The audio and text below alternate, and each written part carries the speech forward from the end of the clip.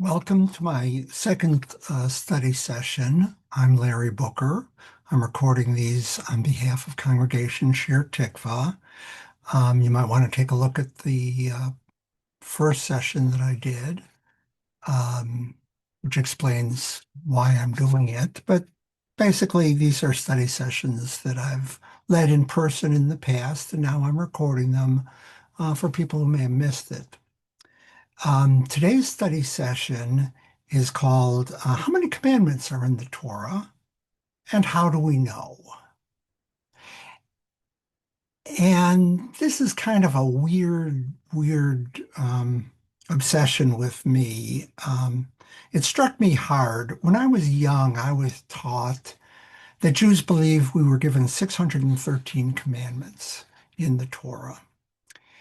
And I being a naive kid, I naturally assumed that somebody had counted them, made a list, added them up.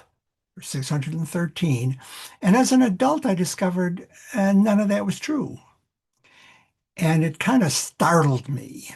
And it started me on this weird tilting at windmills thing. Um, so that's what we're going to be discussing today. I guess the first thing that I want to do is bring up the handout that I used when I led this in person. So let's do that.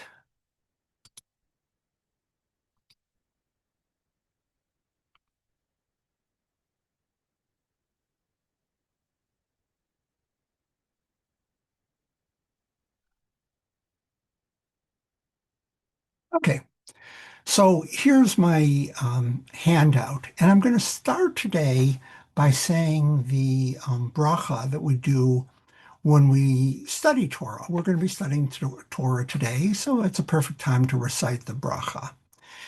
If you don't know it, or you're not comfortable saying it, or you're worried about the pronunciation, you don't have to say it along with me. You just listen to it, and at the end you say Amen.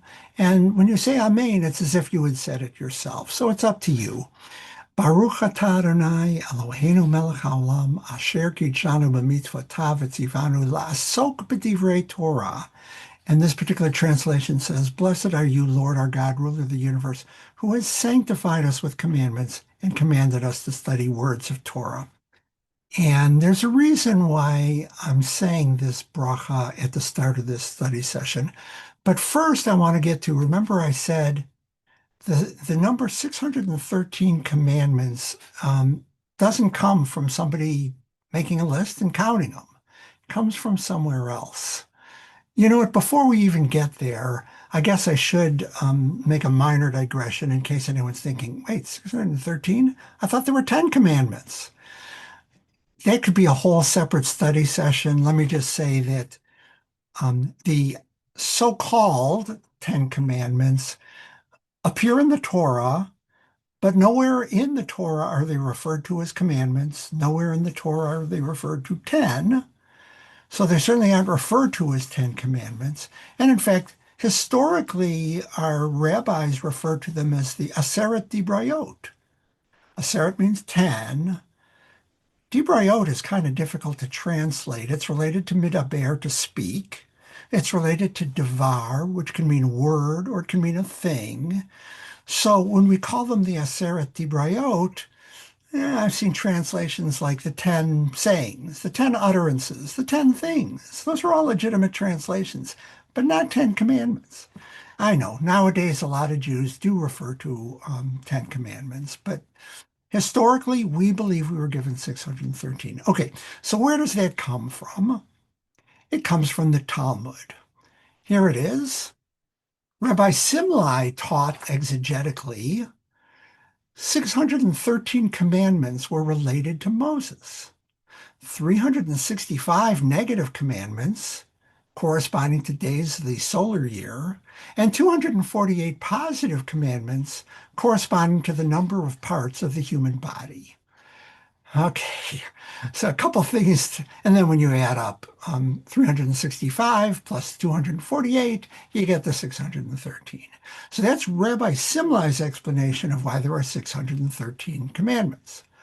365 negative commandments, that's thou shalt not do whatever, and 248 positive commandments, thou shalt do whatever. And he says there are 248 positive commandments corresponding to the number of parts of the human body.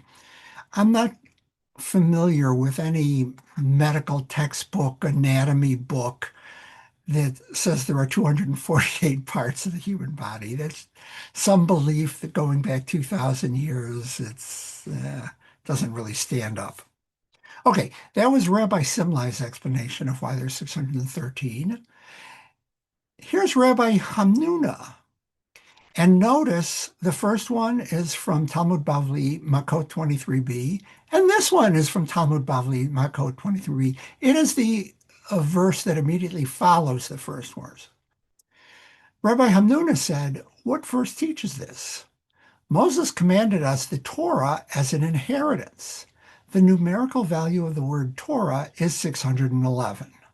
To this total, we must add the first two of the Ten Commandments, which we heard directly from the Almighty, and are thus distinct from the 611 commandments that we heard from Moses. All told, then, there are 613 mitzvot.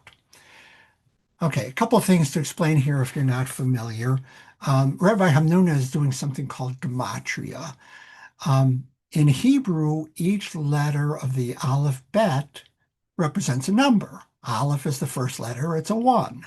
Bet is the second letter, it's a 2. Gimel is the third letter, it's the 3. And so on through Yud, which is the 10th letter, and it's 10. And then the 11th letter, which I think is Kaf, represents 20. 30, 40, 50, 60, 70, 80, 90, 100, 200, 300. Okay, so all these letters represent numbers.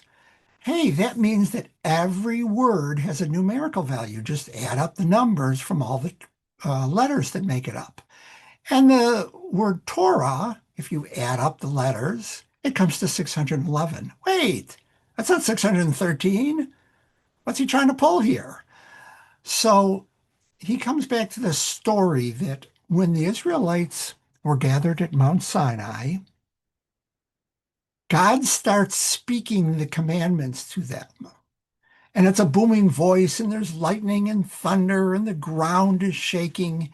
And he speaks the first commandment, and everybody's terrified and shaking. And he speaks the second commandment, and everybody's terrified and shaking. And then the Israelites say to Moses, stop, too much. You listen to him from God and then tell us what God said. We can't listen anymore. Okay. So Moses got 600, the Torah, 611 commandments, plus the two that the Israelites heard directly from God. Now it adds up to 613. Okay. So when I read this, first off, I was shocked and horrified and stunned and all those words. It makes it sound like nobody actually counted the commandments. They got it two other ways. And by the way, when you hear two explanations for why something exists, it means you don't really know why something exists, right? If there's two completely different explanations, it's as if there are no explanations. At least that's how I think about it. You know, if you've got the definitive answer, there should only be one definitive answer. All right. So we learned that there are 613 commandments in the Torah. So, did anyone actually make a list? Well, yeah, various prominent rabbis have, starting with Maimonides. He wrote a whole book called Sefer HaMitzvot, the Book of Commandments. And he lists all the commandments with explanations and references and principles, and he tells you how he derived that. Let me do a quick digression here. Before this, Maimonides wrote a book called the Mishneh Torah. It was a guide to Jewish living based on the Talmud. The Talmud has all the laws for how Jews are supposed to live, but it's completely impractical because, well, number one, it's written in Aramaic, which by Maimonides' time nobody understood. Secondly, it's completely disorganized. There's rules about Shabbat appearing in dozens of different places unrelated. Third, it gives a bunch of opinions. Rabbi so-and-so said we're supposed to do it this way, but another rabbi said we're supposed to do it that way. And frequently it doesn't tell you which one to follow. It just records all these opinions. So Maimonides wrote this book called the Mishneh Torah, in which he went through the Talmud and first off, he translated it so you don't have to know Aramaic. And secondly, he organized it. He's got chapters and sections and all the related material is together. And third, he decided which is the authoritative opinion that you need to follow. And he didn't save all those minority opinions. Makes it much more convenient. This was a brilliant thing, a huge contribution to Jewish living. And so naturally, he was heavily criticized for it. All the other rabbis, well, first off, they said, hey, what gives you the right to make this definitive book? What, you think you're better than the rest of us? Well, yeah, he kind of was. And secondly, you didn't show your work. When you say this is the way you're supposed to light Hanukkah candles, you didn't put down where you got this from. You didn't cite your sources. And so we can't check your work. And so Maimonides was heavily criticized for that.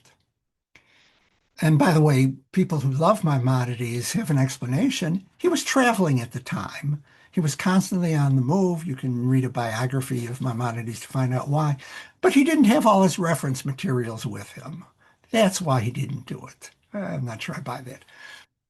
Um, but now he comes to the Sefer HaMitzvot. He's taken all this criticism for the other book, and this time he lists his references, he gives explanations, he explains all his work. He was very careful to do that. So he made a list, and sure enough, the list added up to 613. In fact, it added up to 365 negative ones and 248 positive ones. And then we've got Nachmanides, similar sounding name, but a completely different guy, lived about a century and a half after him. Um, I'm sorry, half a century after him. Um, and he made his own list. And sure enough, he came up with 613 commandments. He came up with 365 negative and 248 positive, but the lists aren't the same. Specifically, Nachmanides replaced 17 positive and 17 negative commandments with his own choices. They've got different lists. And this, as a logical person, this freaks me out. What do you mean we all agree there's 613, but we don't agree which ones they are? As an example, Nachmanides included the commandment to recite a bracha before studying Torah, while Maimonides didn't. So that's why at the start of this session, I had us say the bracha for Torah study. Is that a lovely custom, or are we required to say that bracha? Well, Maimonides says it's commandment. I'm sorry, Nachmanides says it's commandment. Maimonides says, no, it's just something we do, but it's not a commandment. Right off the bat, we got a disagreement. So I kind of freaked out about this. And I said, you know what? I'm going to make my own list. By the way, Maimonides and Nachmanides are not the only rabbis who've made lists. I said, I'm going to make my own list. How hard can it be? And I went down a rabbit hole. And by the way, if none of this sounds interesting to you and you don't really care about how many commandments there are or how they're arrived at, I'll understand if you turn off this recording and go watch TV. But if you want, join me down this rabbit hole. I think it turned out kind of interesting. By the way, when I said Maimonides gave principles of how he arrived at this, here's some of the principles. And you got to make decisions about what qualifies as a commandment and what doesn't. So first off, he didn't include rabbinic commandments, like the commandment to light Hanukkah candles. Nowhere in the Torah does it say to light Hanukkah candles. Why? Hanukkah hadn't taken place yet. That wouldn't take place for, another 1,200 years or so. But it's considered a commandment that the rabbis instituted. So Maimonides says, I'm not going to include any of those rabbinic commandments.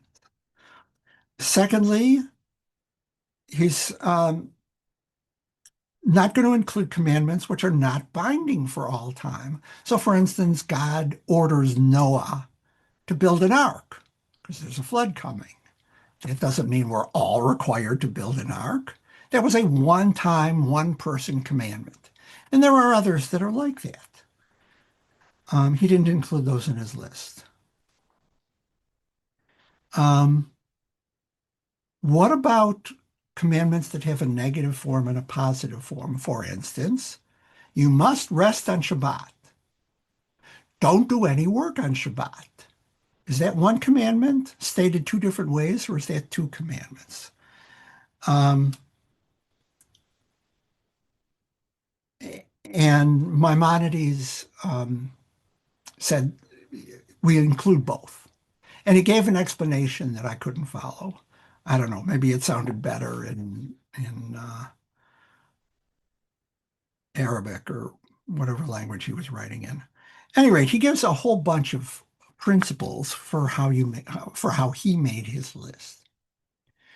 Okay, so I want to give you a taste of what it's like. By the way, my process was I got a copy of the text of the Torah in a Chumash, and I started reading it with a notebook next to me. And anytime I ran across anything that kind of looked like a commandment, I wrote it down and where it appeared. And then, I put all of these into a word table. And then I started going through looking for duplications and negative and positive form and weeding out stuff that maybe wasn't a commandment. That was my process. It took me years. I told you this was a deep rabbit hole. Um, I want to give you a taste, though, of what kind of decisions do you have to make um, if you're going to do something like this. So here's a very famous paragraph from the Torah. You probably know it. It's the V'ahavta prayer. We say it at every service. V'ahavta et Adonai Elohecha b'chol levavacha u'b'chol nafshecha u'b'chol me'odecha. That one. And here's the translation. You shall love the Lord your God with all your heart, with all your soul, with all your might. Take to heart these instructions with which I charge you this day. Impress them upon your children. Recite them when you stay at home and when you are away, when you lie down and when you get up. Bind them as a sign on your hand. Let them serve as a symbol on your forehead. Inscribe them on the doorpost of your house and on your gates.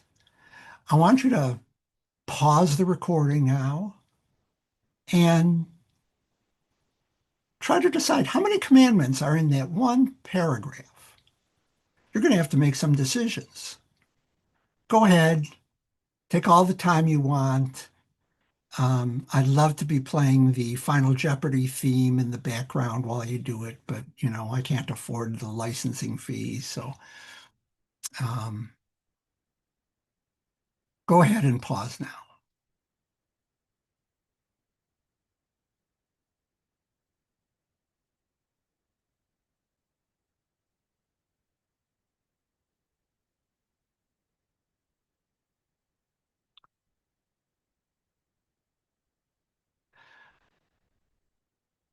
Okay, hopefully you've had time to stop.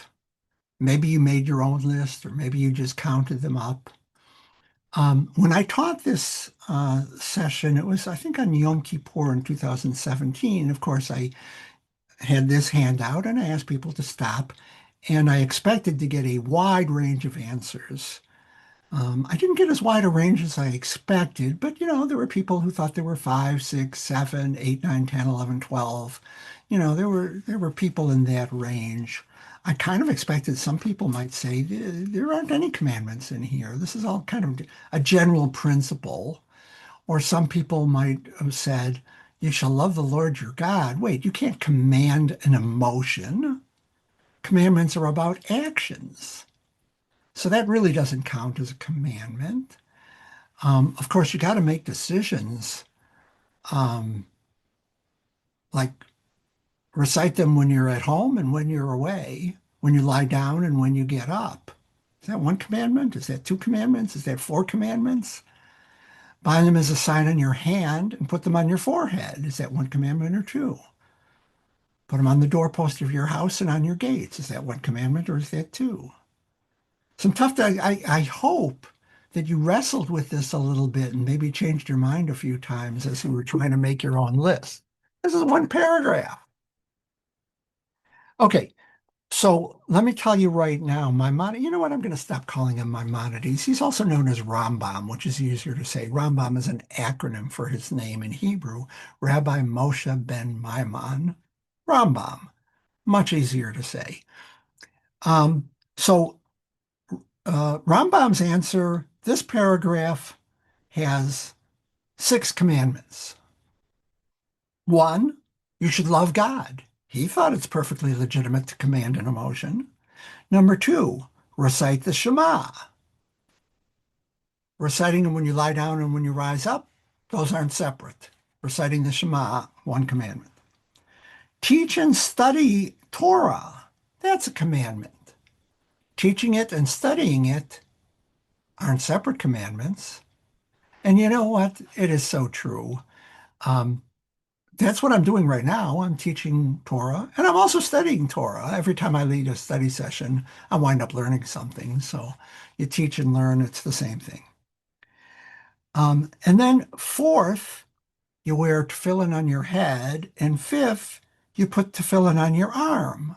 For some reason, he thinks those are separate commandments, but putting up a mezuzah is one commandment, even though you could say the doorposts and gates are set. Why does he think arm and head are separate commandments, but doorposts and gates are one commandment? Completely illogical to me. Um, and by the way, Nachmanides or Ramban um, disagrees here. Um,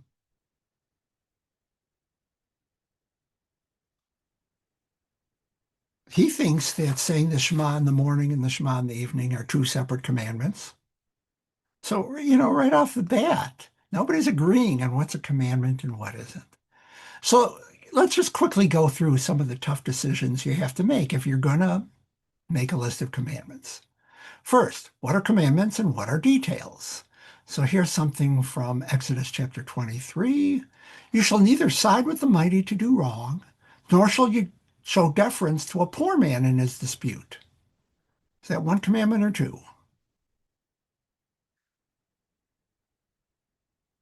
Here's one with details, right out of the so-called Ten Commandments. I am the Lord, I the Lord am your God. You shall have no other gods beside me. You shall not make for yourself a sculptured image or any likeness. You shall not bow down to them or serve them. How many commandments are in there? Um,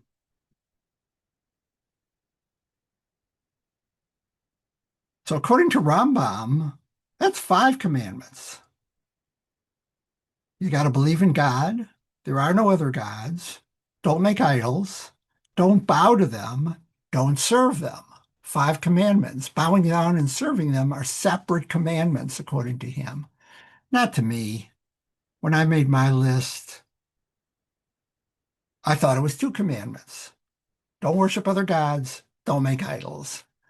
Bowing down and serving them, that's a detail. That's not a commandment.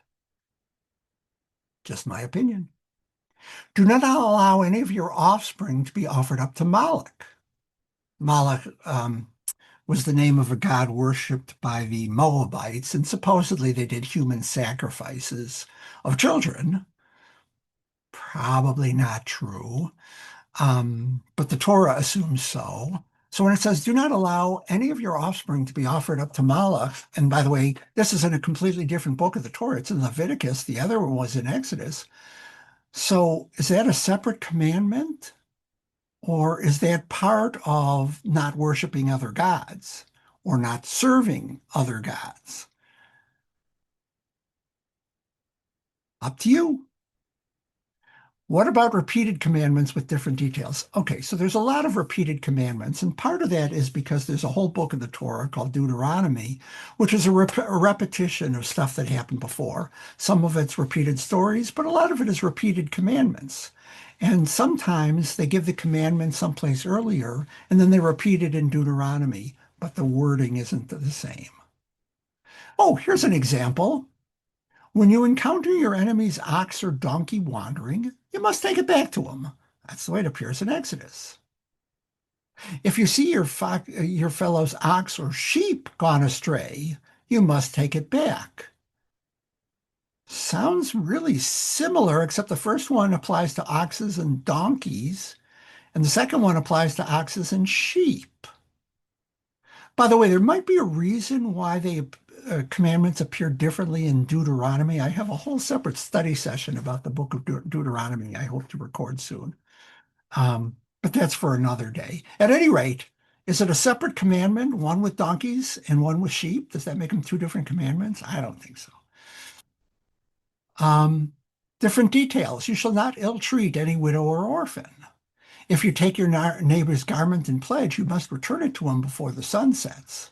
We're talking by pledge, they're talking about collateral on a loan, right? So your neighbor's borrowing a couple shekels from you. How do I know you're going to pay it back? He says, I'll give you my coat and you return it to me when I pay you back. Well, it gets cold at night. This says, don't hold on to that coat at night. Give it back to him.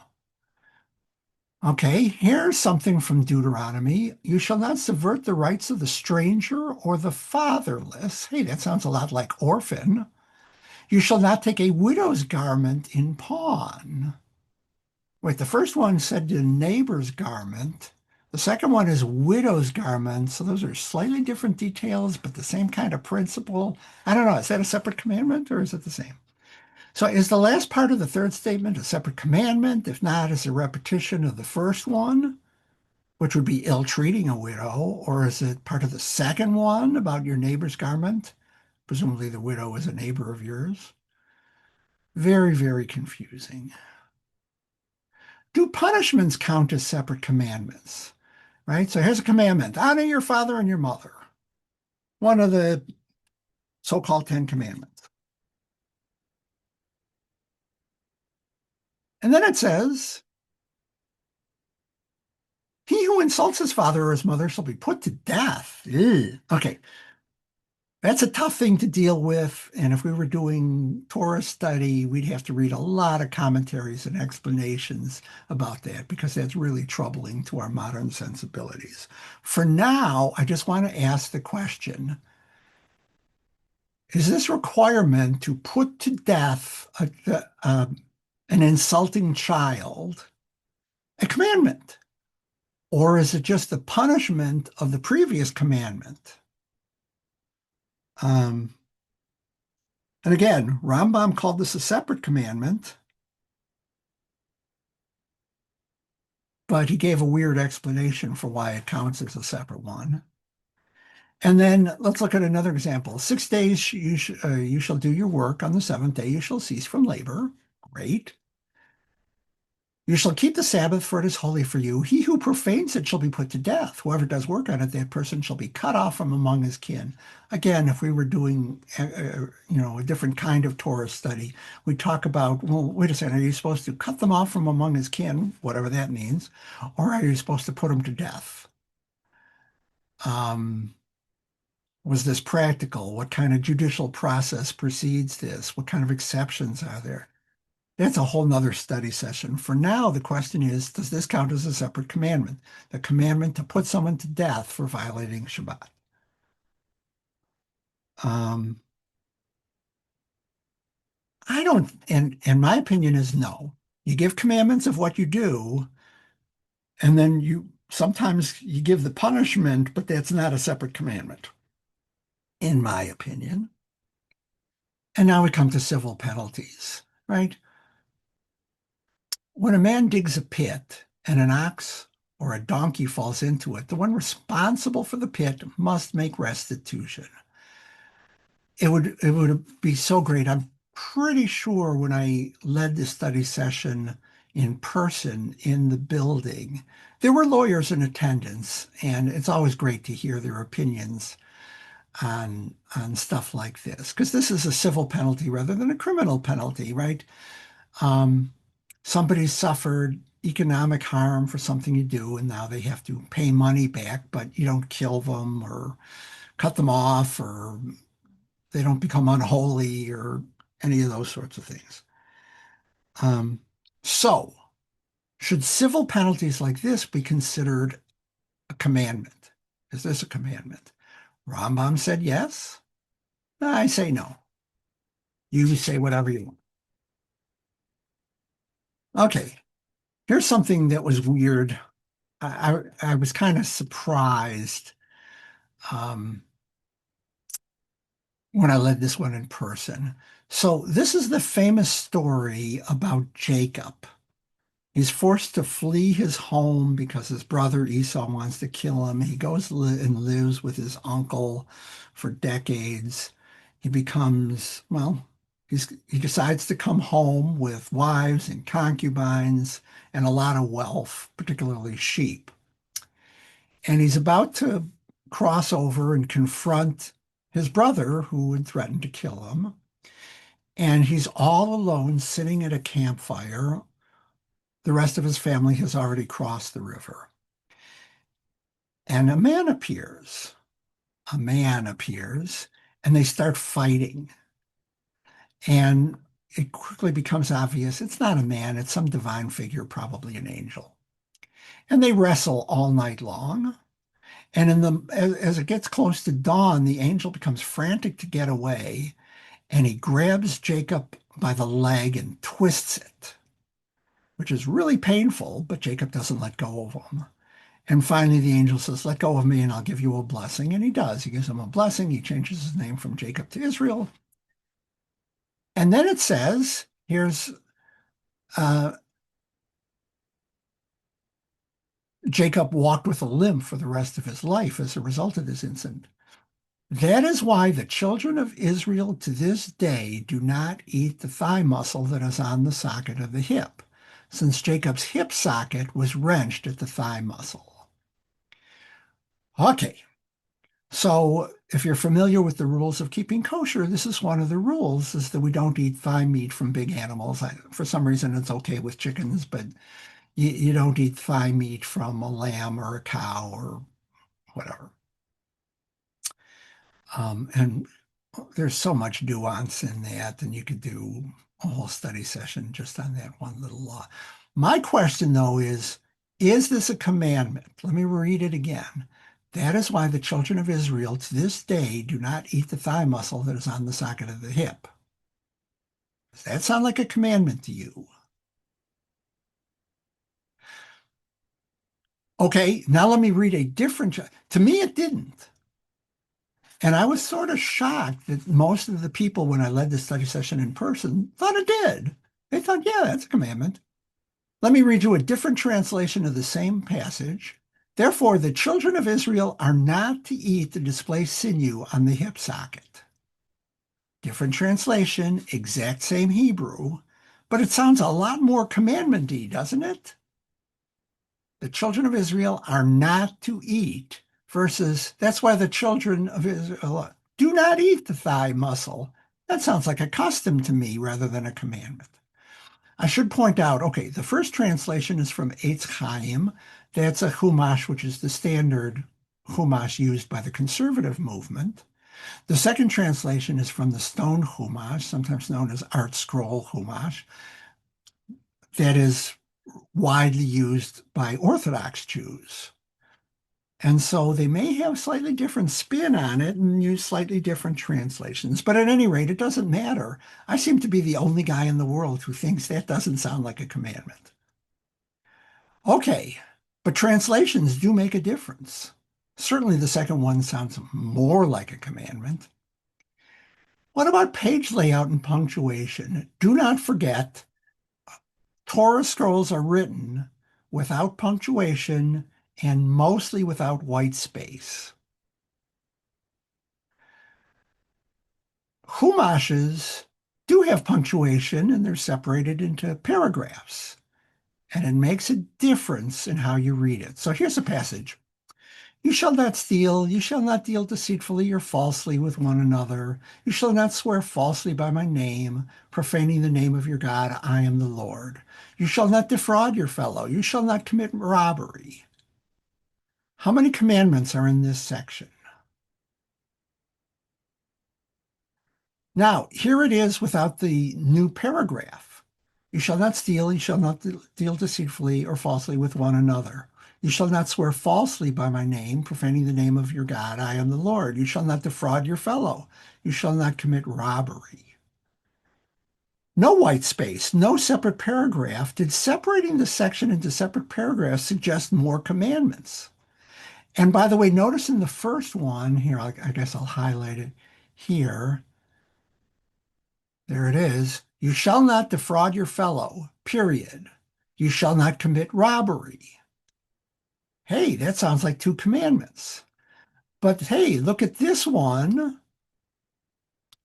where there is no period, it's a comma. You shall not defraud your fellow, you shall not commit robbery, same sentence. Does that make it sound more like one commandment instead of two?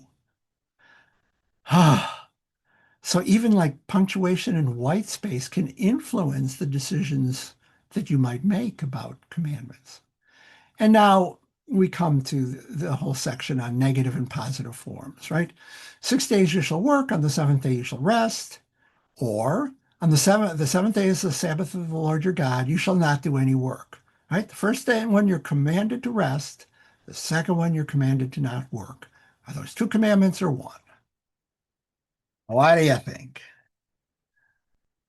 Um, and again, his principle, he said in principle, yes, positive and negative are separate commandments. And let's do another example. I already used the one with Noah and the ark, but what about one-time commandments or commandments to individuals?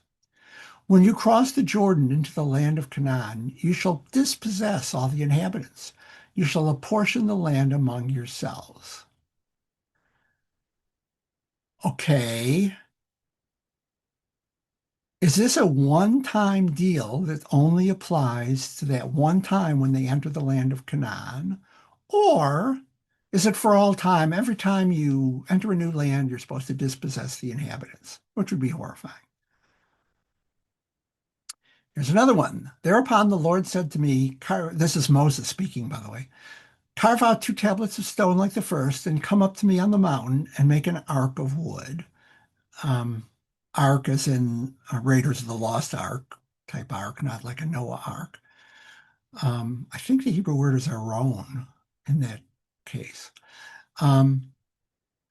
Okay, the Lord said to me, carve out 2 tablets of stone and make an ark to put them in. Well, that doesn't mean everybody's supposed to do that. That was a one-time deal from Moses at Mount Sinai. Nobody else is ever supposed to do it again, right?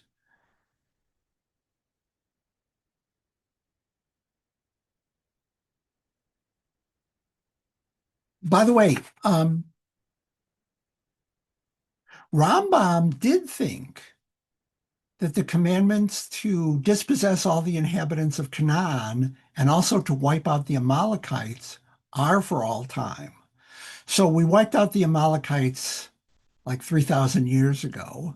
But if any Amalekite shows his face today, we're still commanded to wipe him out. That was Rambam's idea. I much prefer to think of it as a one-time only deal. Okay, we're just about done. Hang in there.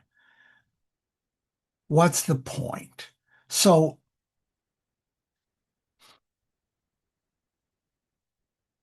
I think my main message here is if you were going to try to count commandments, it would be really hard.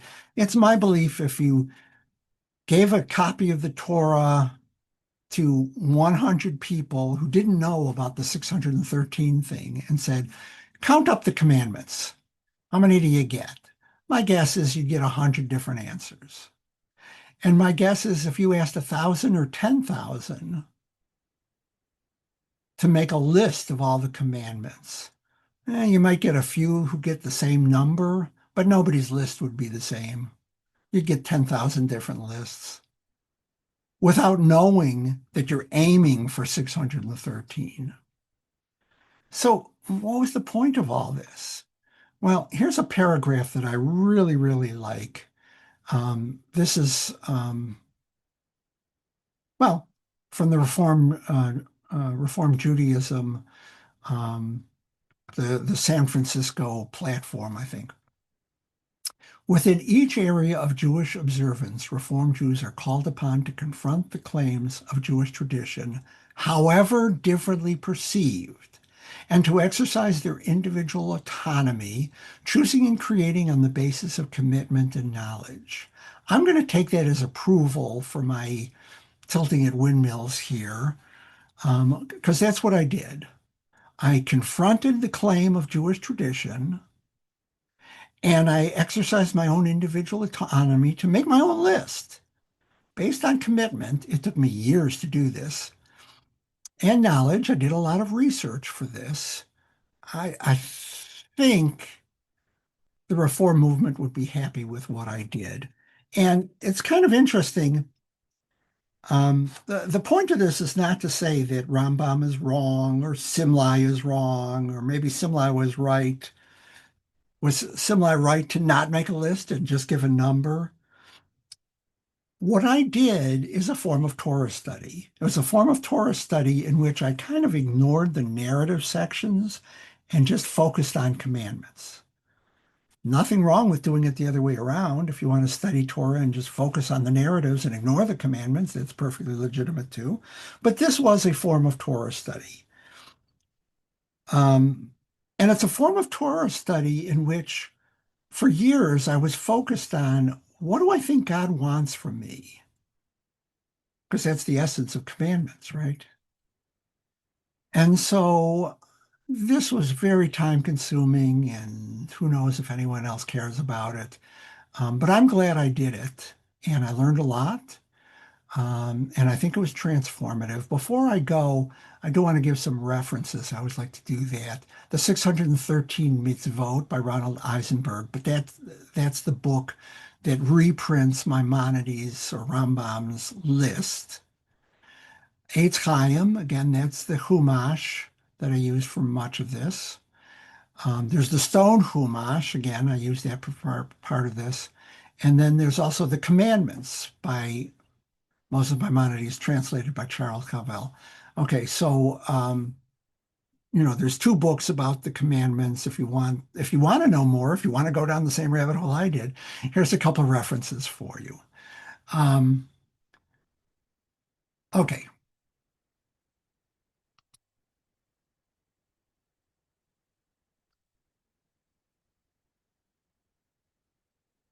that is the end of this session. I plan on doing more soon. I hope you either enjoyed or learned something from it, and I will see you next time.